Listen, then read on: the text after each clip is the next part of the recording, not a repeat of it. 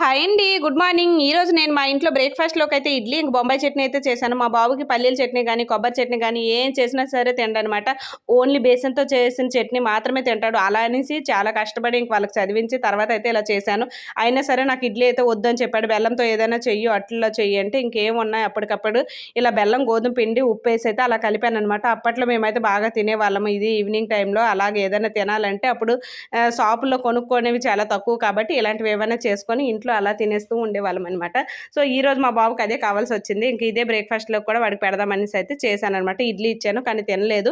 ఇంక ఇలా బెల్లం, గోధుమ పిండి చక్కగా మిక్స్ చేసుకోవాలనమాట. బాగా మిక్స్ అయినట్టు. తర్వాత దోసలు ఎలా వేసుకుంటామో అలా వేసుకోవడమని. చాలా టేస్టీగా కూడా ఉంటాయి. ఇంకా చాలా హెల్తీ కూడా. పిల్లలకి ఇలా పొద్దున్న తింటే ఇంకా మంచిది. ఇంక బాబుకి టిఫిన్‌లోకైతే ఒకటి పెట్టేసాను. ఇంక వాడికి తినడానికి కూడా ఒక 2 అయితే ఇచ్చాను. ఇంక పాపకైతే ఇడ్లీ పెట్టాననమాట. సో, ఇది వీడియో. మీ ఇంట్లో కూడా ఇంతేనా? నచ్చినట్టయితే లైక్ చేయండి, షేర్ చేయండి అండ్ సబ్స్క్రైబ్ చేయడం మాత్రం మర్చిపోకండి. Thank you. Bye bye.